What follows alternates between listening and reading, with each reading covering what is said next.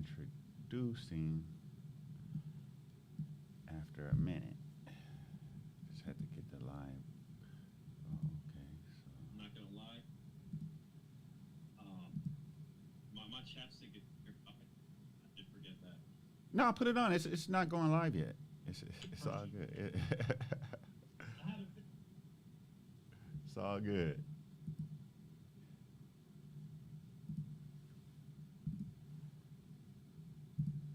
All right, no problem.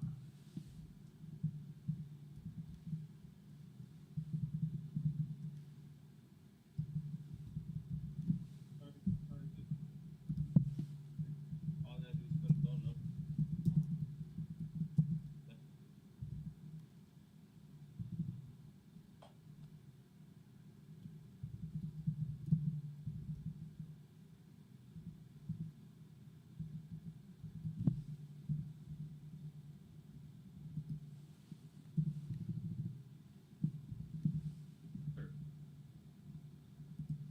So we're gonna give thanks, everyone. Benevolence is David and Mitri.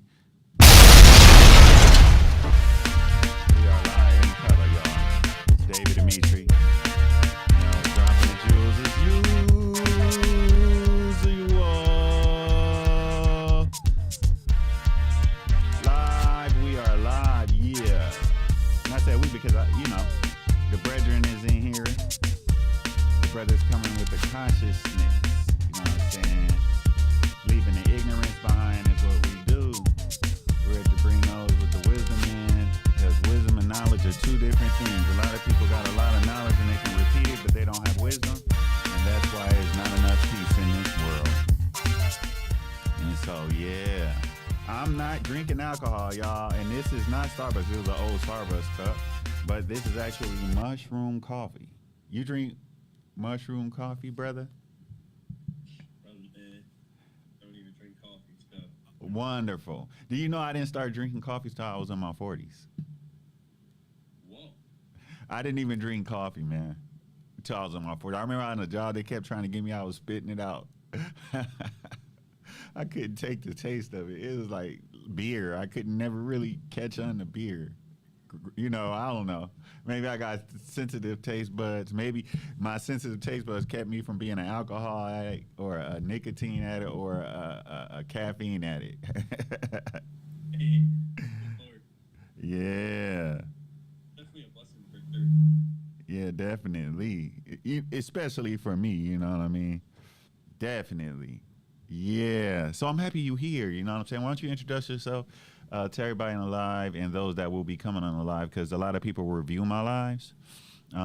So, those replays on the YouTubes. And remember, y'all and David and Mitri live in color on YouTube.com. David and Mitri live in color. And on YouTube, you're at O.W.U. O.W.U, the original World Union. And we're dropping it, David and Mitri, on Instagram. That's right, and David and Mitri Johnson on Facebook, all going live right now simultaneously.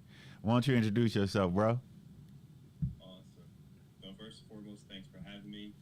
My name is O.W.U. And Can you repeat that? oh yes. So thanks for having me. Also, my name is Kasawa. Kasawa. Yeah. Okay. Did I say it right? Wait, say it again. Did I say it right? Oh, say the name again. Insawa or Kansawa? Oh no, Masawa. Masawa. Oh yeah, that definitely sounds Ethiopian. You know what I mean? Amharic. Is that what that is? Nah. So I'm Eritrean. Eritrean, yeah. I always meet Eritreans, bro. Did you know that? I had a Eritrean girlfriend. Like, me and her brothers used to do all kind of crazy stuff together. Holy, wait, I'm not gonna lie though. There's a lot of us in the West Coast. Mm-hmm. Yeah. The Bay Area, Southern California, Vegas. Nice, really. And when I lived in Silver Spring, Maryland, it was a whole area. They called it Little Eritrea. We used to kick it. Silver Spring, Maryland. Look it up. Oh, I mean, I was in Silver Spring like a few months ago. I mean, a few weeks ago. I know exactly what you're talking about. Was kicking it. We'd be like meeting up at the Barnes and Nobles, and from there we'd just be running around. doing all kind of stuff. Yeah, Yeah, I got nostalgia in them. You know what I mean? yeah, that's great. Where you born? You were born in America, right? Yeah. So I was born in Virginia. Okay. In this part, I lived there for a super short amount of time, and then I moved up to PA. So What? I'm from Reading, PA. Man, you've been around. Crazy man. You know, that's the East Coast, so you know you guys got the original energy over there for the country.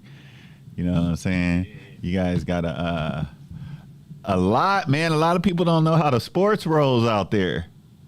A lot of people out here don't know how big the sports is out there. It surprised me to hear that, honestly. Well, I think now it's a little bit different. I think California's historically, because I've been here most of all my life, other than the years I spent living overseas. And the time I lived in the tri-state area, I lived in D.C., Silver Spring, Suitland, you know what I'm saying, off of U Street. You know what I mean? I did my thing on the East Coast, you know, and the 90s, back and forth, I was living over there in Harlem. That's in New York City. But a lot of people in California, because of the weather and because it's back in the days, it used to be a lot of shit to do, and a lot of people from the rest of the country was coming here. So if you in L.A., Dago, or the Bay, or Frisco, and any of that, especially if you're in L.A., you could just drive up the street and be in Las Vegas.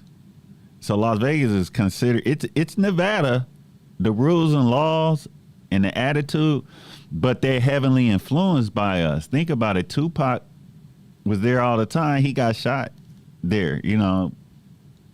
Rest in power, Tupac. But they don't get out to the East Coast as much as y'all get down here, is what I'm trying to say. Wow. That is a good point, actually. But when I'm there, I swear, when I'm there out here, I'm at combat sports a lot. Because I'm originally from a city called San Bernardino. It's a small city, and it's one of the most messed up cities in the United States. And it's actually the fighting training capital of the United States. And so Big Bear and Running Springs, all this stuff is right up the hill but they don't just train there. They train down the hill and all that. And so going to fighting sports is out here. But when I'm in football, it's hockey especially. Hockey, football, basketball games, I swear, baseball, I'm getting in games for free when I'm on the East Coast. You know what I mean? Whoa. And that's why I love. Go ahead. Pardon me. What do you mean by that? Like game true? Well, you know, I work with the federal government in different agencies doing databasing, strategy development for distribution of information, and I just basically worked on information itself, you know, statistics analysis, and with the Census Bureau headquarters. But they would assign some of us to different agencies. So we had to go and actually literally live in different areas in the tri-state area. And then they sent us to Puerto Rico. They sent us to different places. You know what I'm saying? It's a lot of work, but it's you know, it's better than when I was working for the state of California. Whoa, man, that's unique though. Yeah, it is unique. Wow. I almost joined the military, so like I totally get it in terms of just going around places and everything. Sorry about that. I didn't realize I didn't launch the live on IG. Everybody, I'm sorry, brother. I didn't realize it because the way I got this set up, I just changed to I changed from having a software that would link all my lives up to I could link up with this software 10 different channels. I can go to my websites, all my websites. I could live on all my websites, to Instagram like I am now, all that at once. Well, they try to play those of us that have been loyal with them. When they raised their prices, they weren't supposed to raise it on us, and they did. They tried to play us, so I was one of the ones that said, "Nah, I'm gonna opt out for now. You guys gonna have to win me." But I want to talk about not only these elections, because I see you talking about that, but I want to talk about where the United States can go and will go by our estimations, me and you and anybody that's on any of the channels that I'm on, Instagram, David Dimitri, Facebook, David Dimitri Johnson, David Dimitri Live in Color on YouTube, and O.W.U, Original World Union on YouTube. So any of y'all want to comment, we're going to address your comments. You see the phone number right there. Let me make that look better. The phone number is 909-446-2388. But let's talk about, because I see me and you got a lot in common. That's why I asked you to come on. Our way of thinking was similar, but I think you were a little bit more courageous toward expressing it. And so I just, I wanted you to come on, and I personally want to know what people think about where the country is going to go regardless who becomes president, because we're so caught up in being a political atheist. I don't get in being I was a debater, a world's debater for like a decade, globally, internationally. So I don't really get hyped up just by elections and stuff like that. But I do want to know, what are your perspectives in different areas? And if you have different areas of government and our international relations and our domestic situation that you want to ask me what I feel about, or anybody that might be watching, they can call in. That's the phone number I just made bigger, you guys. And I want to kick it off and know, who do you think will be better for our domestic situation, Trump or Harris? Who do you think, what is it, November, December? It's pretty much a wrap. We're past the, the finish line where we get the touchdown. So who do you think is going to win? Well, okay. Could you turn up your audio? Is it possible? I'll try my best.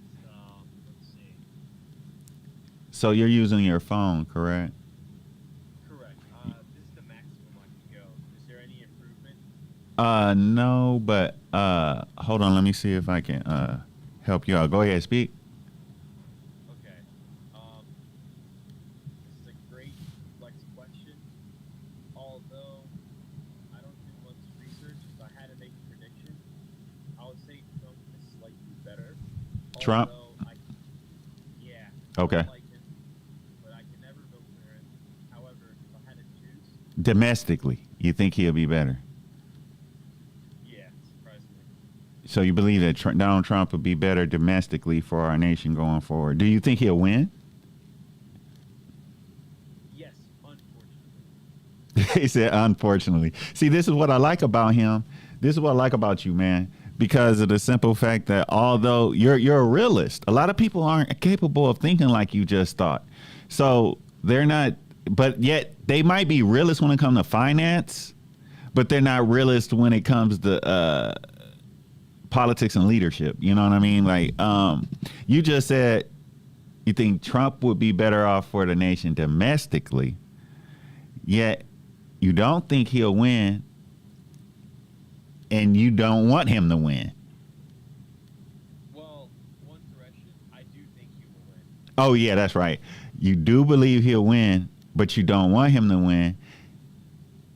But at the same time, you do believe he's better for the nation domestically. We haven't addressed the international yet. So it's interesting because some people would say, and that's where political atheism come in, and that's why this is a great conversation. And when you do speak because you're not being heard so good because you didn't get a mic prepared, it's my fault, everybody, by the way. He's legit. When you I want you guys to follow him.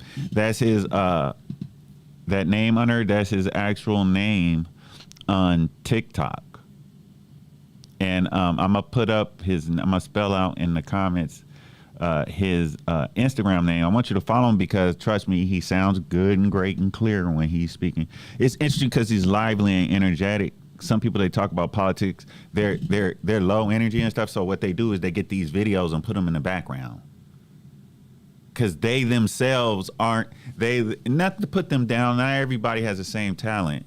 So come on, you guys, give me a break. I'm not putting anyone down, but I am saying that he's lively, he's energetic, and he brings positive energy.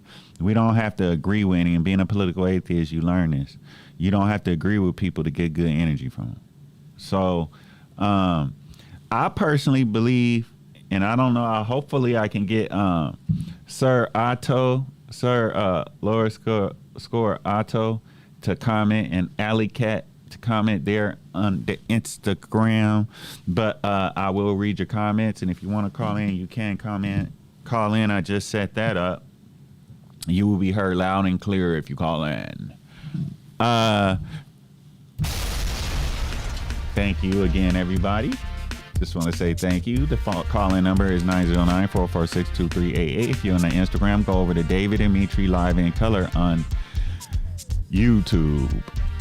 Subscribe, join in, and we're going to be welcoming you all to go live about what you want to go live at your own disposed time. That's what I offer to you, to anyone, because I want you guys to promote your businesses. No, that's my song, by the way. I produced. That's one of the only tracks I ever produced in the whole world on my own.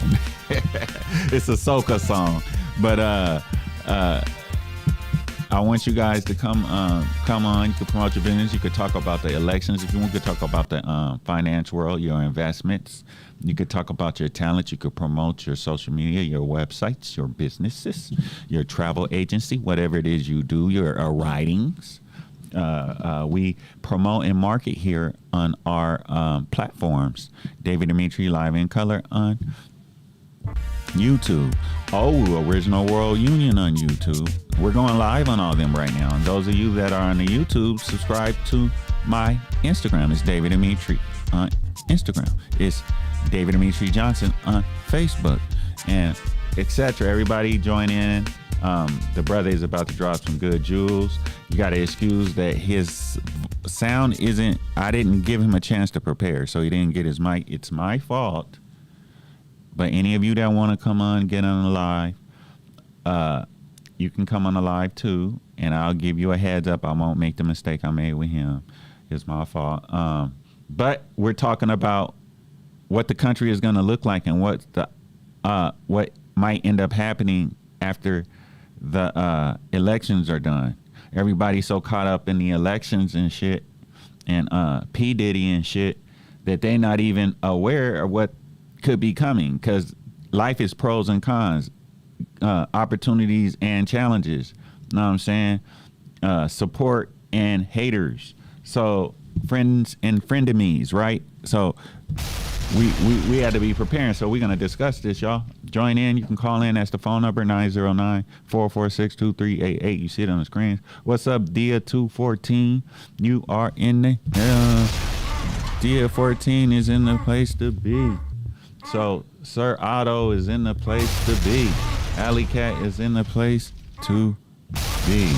So, bro, I think Donald Trump will not be voted in. And I don't just mean by the, because you said you believe Donald Trump will get voted in. And you said, unfortunately, so that expresses how you feel about him. I feel the same way. But I don't feel much. I do like Kamala Harris in certain ways. I like Trump in certain ways, but I like her more. But I'm disappointed in things about her and the Democrats. You know, I don't get it. I don't know who's pulling their strings, and I'm just not feeling that type of shit. But I feel like Donald Trump won't win, and I'm going to say why, and I want you to say why you think he will win. This is why, and we won't stay long in that unless somebody wants to put a comment or want to call in. I believe Donald Trump won't win because I don't believe Donald Trump's running because he believes he can win. but I think he's running because that's his way to stay out of jail. That's his stay out of jail card. And that's what's kind of odd about the whole thing is I even believe when Donald Trump supposedly had got shot a month ago or whatever, I not only believe it was staged, but I think the reason why they staged it is because Donald Trump is in debt to people. He owes people. He's not only not doing what they want him to do, they put him in office the first time. All these white nationalist movement and groups and all these white nationalists and financial people put him in a position to become the president, and even after that helped keep him out of jail, and he kind of abandoned them.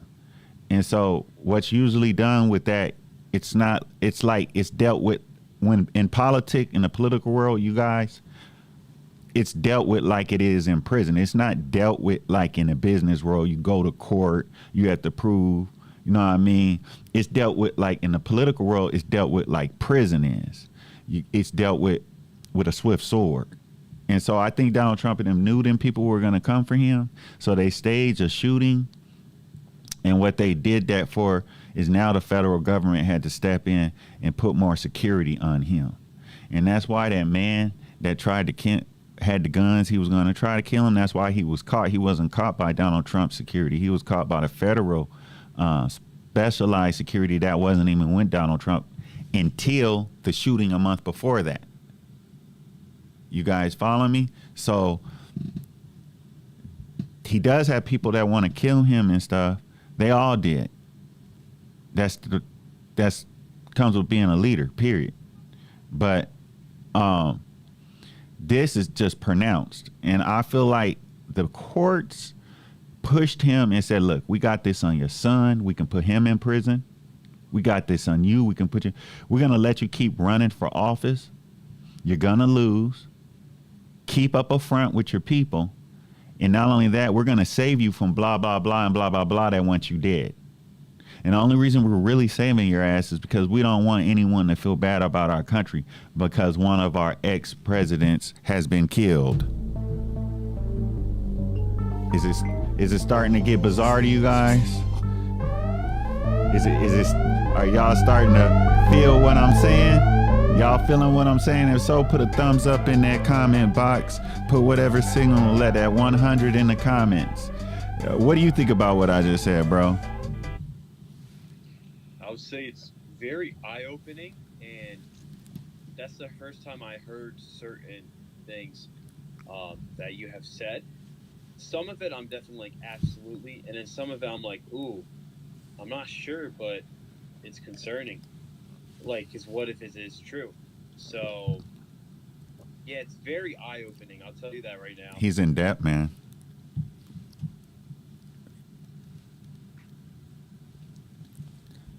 They let him run. They can't have an ex-president killed. That'll make the United States look vulnerable. Nobody has been killed like that since John F. Kennedy. Exactly. And then also no president ever been put in prison. So I believe he's just there. He's just there to pay that debt and to be kept alive. Who knows what they're going to do to him if he doesn't, since he's not going to win. But I'm pretty sure they came to some agreements. That's my perspective. I can't prove anything, you guys, but that's how the real gangsterism work. I grew up, by the way, y'all, in a hellhole. My family was gangsters. You know what I'm saying? They were a rough family. And I had to grow up being involved in a lot of things nobody would want to be involved in as a child or a teenager. Luckily, I never been to prison. I never been hooked on drugs and stuff because I grew up with drugs around me. I grew up in a prison. My whole life was a prison. So I knew I didn't want to be destroyed and tormented. So I did everything I had to have a better life than that. But what do you think? Since you think Donald Trump is going to win, why do you think he'll win? The reason I said that is because I think the Republicans are tired of the inflation and just having Biden himself. So I think when Republicans are so fed up, they get away with stuff. Like if Democrats were to riot, you know, everybody would complain. But whenever the Republicans riot, like January 6th, when they did even worse, an unconstitutional thing, like what consequences really happened? I don't know if much happened. Even though I don't encourage January 6th, but I'm sure you know exactly what I mean. Absolutely. Yes, sir. That's an interesting perspective. So, do you actually believe that Donald Trump will win because he'll get more votes on the populace and with the electoral college, or is it just the electoral college that's gonna get him in? Mm, I'm not sure which the two, to be honest. One of them for sure. I'm not sure which one. Okay. Um, yeah, that's a great question. Yeah, I was gonna ask it even before we got on. Yeah, I know that's a tricky question. I I do don't. think most states. Most states, he'll win the populist votes in most states. I think that I personally believe that Democratic voters that, or just voters that want to vote for Kamala Harris, I think they're kind of like naive about how many people want to vote and support Donald Trump. I don't believe they realize how many people around them are fooling them. How many people around them are just not talking to them, and why they don't talk to them. It's because they're not like you. Like Kendrick Lamar said. And so they want asinine ass Donald Trump in office because of all these political myths that have been created. And also because I know a lot of people don't probably want to hear this history from the 1980s, but it's a fact and truth that the GOP didn't exist till the early 80s. And the only reason it exists because Nixon, the president Nixon, had got caught cheating and stealing and all this shit, so they kicked him out of presidency. He totally got kicked out. They made him just quit, right, y'all? I know a lot of y'all like, this shit is boring, has nothing to do. Yes, it does, because what happened with that was the Republicans were totally gutted and destroyed as a party. So basically, they had nothing they could do. There was no way for them to come back from it. They had some think tanks, and this dude realized there were millions of white Americans in the middle class and poor throughout the whole United States, and millions of non-blacks that lived around them whites that were all felt disempowered because the only thing they had as Americans, when it came to politics, was the Republicans. So they came up with this thing where they start speaking to them, and it was like quasi racist, and it was fully classist, but somehow it pitched to those poor whites right, because those poor whites were kind of stuck on the historical 1800 racist shit, the Jim Crow and slave age racist shit. They were stuck on dumb on that shit. So they were able to get them to all vote for Ronald Reagan, who was a dude that could never get a lead role in a real movie. Like, and so what ended up happening is, like, fast forward, the Republicans fucked up with George Bush, lying to everybody, telling everybody the GOPs basically died after George Bush. And so, like, they had to come up with something new, and that new thing was Donald Trump and all his favor and all that different shit. They needed somebody that they could latch to. But that's not how the Democrats and liberals and moderate Democrats or even moderate Republicans roll. They have minds of their own, the kind of like da da da da da type of thing. But that causes kind of division amongst each other. But the other ones, they're like robots and clones. Like the Republicans and right wings, they're robot clones because they so desperate to have some sort of representation. But it's a myth to think that people of color are the ones that need representation. No, we need power and resources. We need people to cheat for us. We need the system to give us $10,000 free every 5 years and nobody know about it. Like them poor racist white people. You know what I'm saying? And I'm not talking about California. I'm talking about the Midwest and shit. In other words, shit that used to be those people of ethnicity and that are historically the deprived and historically outcasted, rejected, picked on, sabotaged, disallowed, need a break. But I think the political programming is that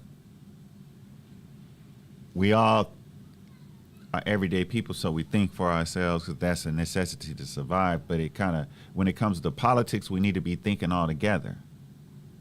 And so that's why I do like what they're doing with Kamala Harris and liked what they were doing with Barack Obama, even though I see flaws in them. Because I want to see the people of color doing that, right? The people with the LGBTQ and all these different immigrants. I like to see all of them rolling together in the everyday good white people and whatever black people, like all these people all rolling together. But because I was raised with a goddad that was a white Republican from Kentucky that went to Harvard Business School, but he came in my life as a Christian missionary while I was a poor black dude, mixed black dude amongst immigrants of all kinds. We had Vietnamese, Hispanics, we had Puerto Ricans, we had Cambodians, we had Samoans, Tongans, we had Eritreans, my brother. So what how do you feel about that dynamic? Because people don't really talk about that dynamic, but it's right there in front of our face of the right wing, what the right wing really is and what the left wing really is, what the Democrats really are and the Republican. What do you think about that? Yeah, you worded that perfectly. So it's a great question. I'll tell you this. I was always wondering, why is every Republican that's famous and has power so racist? But then I realized, like you said, the people are so desperate to get somebody to win for some type of representation. And I'm not gonna lie, the left definitely we run the media, whether people like it or not. We do for the most part. I'm not gonna lie about that. So at the end of the day, I know I don't like most right wing people, but at the end of the day, they have to be so desperate in order to always support somebody racist, even if they're not racist themselves. So yeah, that's why I don't like most right wing people. At least politically, I know they don't care about oppressed people. They're just hypocrites. Yeah, honestly. I mean, left wing's not perfect, but at least left wing, they don't have evil intentions, or they don't have intentions that are careless. That's the big difference. Like in terms of voters, not like the candidates. You right and exact, bro. Absolutely right and exact in the way you put that. I think that's what is important for the young people to realize, and the younger people need. When I say young, I mean like 30 years and younger. I think the younger need to also realize like the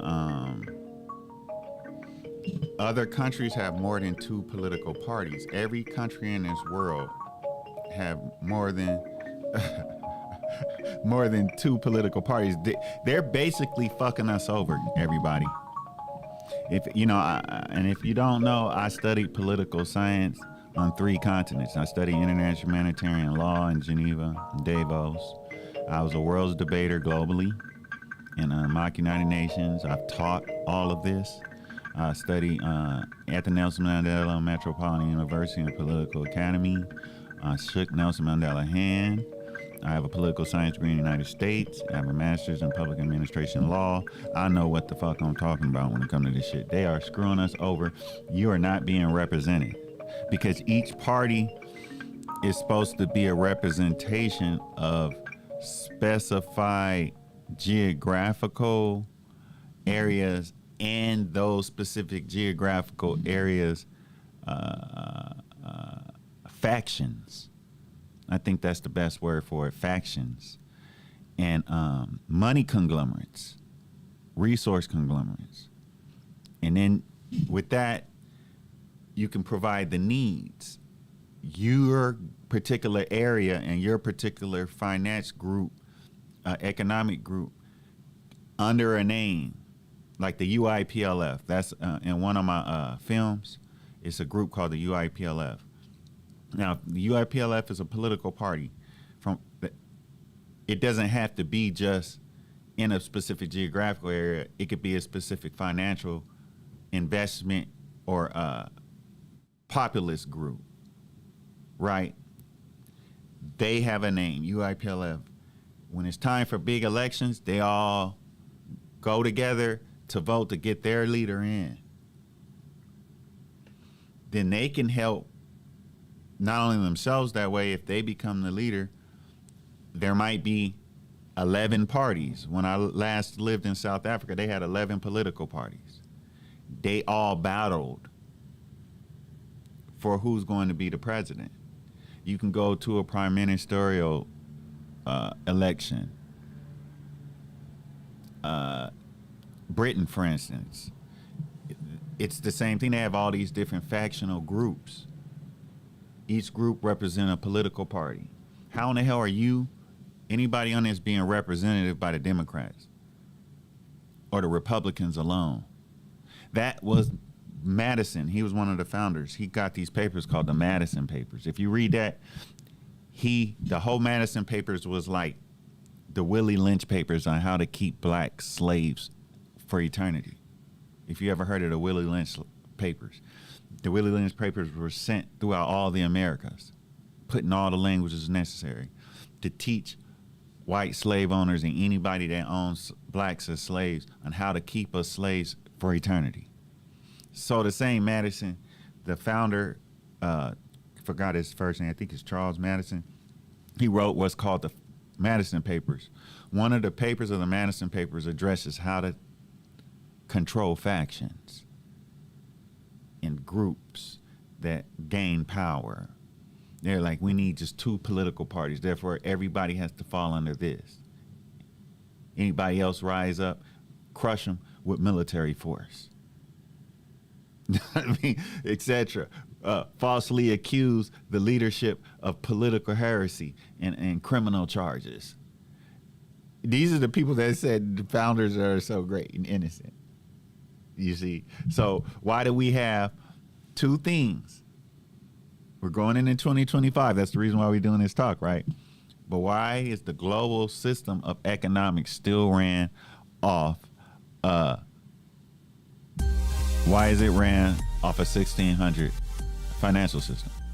The foundation of currency, written note currency, and fiat currency is from the 1600s in the UK. Why are we still in that system? And then why are we still in a lot of systems from the early industrial age?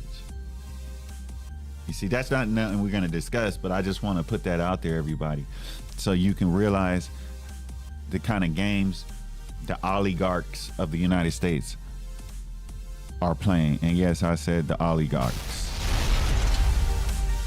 My friend said that last night, literally. Yeah? What'd he say? He literally said, like, the USA is like an oligarch. That's exactly what he said. That's just what it is. It's an oligarch / plutocracy. You know about that one? It sounds like Pluto, but I don't know what that is. Plutocracy. So oligarch, everybody, the oligarch system that we live in the United States of America. Canada has one. All of them. The Caribbean are trying to claim, that they don't have one. The Caribbean is completely under the oligarch system. the Pacific Islands, Samoa, Tonga, they all try to claim they're not. They're complete oligarch system. Everything, all of it. So what they do is act like fakes, and they call China and Russia oligarchs. You see what I mean? There's nothing not oligarch about the United States except plutocracy. So what is that? So we are in a system of oligarchs, plutocracy, and quasi-fascism. So let me explain. The oligarch system is the system of the rich dominating, controlling the destiny and the conditions and possibility and potentials of those that are not rich. Plutocracy, that was oligarch, the rule of the rich and powerful. During the beginning of the United States, the rich were the rich white men landowners. You go to just 150 years before that, it was the land and property owning man. The myth of the white race didn't get power until like the 1600s. The myth of these races that's not how people dealt back. People dealt with language, and they would get past their differences so they could trade and help each other, and do things together. Whereas somebody said, I'm going to dominate. We're going to be better. We're the oligarchs. We're the tyrants. And so the oligarch system is ruled by the rich, right? Whereas the plutocracy is the rule by the corporate. So I'm gonna break that down real simple and quick. The rule of the corporate is the corporations. After the Civil War, you had the 13th and 14th Amendments in the United States of America. And after the Civil War, by the 1900s, the United States was the most influential and impactful nation globally. And so what happened was the United States, by 1914, they created the Federal Reserve, which was an abomination according to the founders of the United States. Then, not only did they create that, they created the IRS, which the whole reason why they broke away from Britain and the royalty was because they was overtaxing them, which means it was an abomination. And in the same year, they used the 14th Amendment, which was created out of the grievance and desperate of dark-skinned human beings that have been treated like property and sex slaves and medical experiments for the last 400 years. So that and the 14th Amendment and 13th Amendment was what they used in order to disempower states and private owners from owning dark-skinned human beings in the United States of America in any of its protectorates lands. So what happened was, by 1914, those changes happened with the Federal Reserve, the IRS, and also they used the 14th Amendment to justify personifying of corporations, which would make the owners of the corporations totally immune to prosecutions, taxes, and everything else real persons had to suffer. So that's what plutocracy is about. The plutocracy is the rule of the corporate by legally and illegally financing and controlling what the political class will legislate, what agendas they implement, how they implement, whether it's law and order, whether it's taxing, whether it's permits and licensing, whether it's the education system. So what you have in the United States is a hidden group of aristocrats who are oligarchs who rule by plutocracy. So we live in an oligarchical plutocracy. But because of the technocrats who are the actual like sons, daughters, nieces, and all these different people of these oligarch class, they invent, reinvent, and control the highest forms of technology. So we live in an oligarch system, plutocracy system, and technocracy system all in one. And if you piece that together, that's anti-nature, that's anti-life, and that's anti-human beings. But yet they tell us that we're supposed to love what they tell us to love. And that myth is the myth of democracy.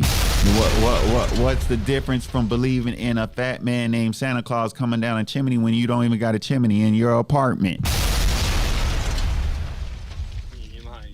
like that analogy. This is how much they screwing us over, but they want to put you in jail for smoking weed. For 150 years, they've been putting people in jail for smoking weed, for sharing weed with each other, like, you know, for going across state lines to have sex, or to support someone to go across state lines. The people telling everybody who the human traffickers are, for the last few hundred years, their mamas and daddies were the human traffickers. Man, evil. Woo! I'd say that one because that's when the devil want to get involved. Like, they telling too much truth right there. They said the word. It's scary, but I still see a lot of hope. I mean, we're not on slave plantations with chains on our arms. We're not in Sudan being enslaved. We're not in, you know what I'm talking about. I mean, you're from Eritrea. Absolutely. I mean, you're from America, but your family is from Eritrea, so I know you know the stories, you know. Yeah. So back to the USA going forward to 2025, domestically, if I can ask you, if Harris wins, what would you like her to do? And I can ask you, what would you like to see Trump do if he wins? Or I can ask it in this way. Going forward, what would you like whoever become the president to prioritize domestically?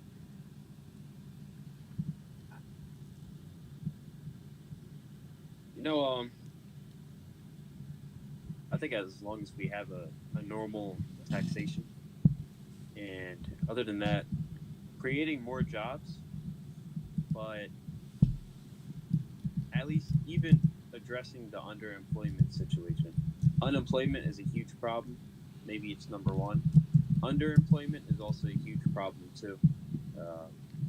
So at the end of the day, there's a lot of people, they go into college, but they get useless degrees. Although that I ain't gonna lie, that's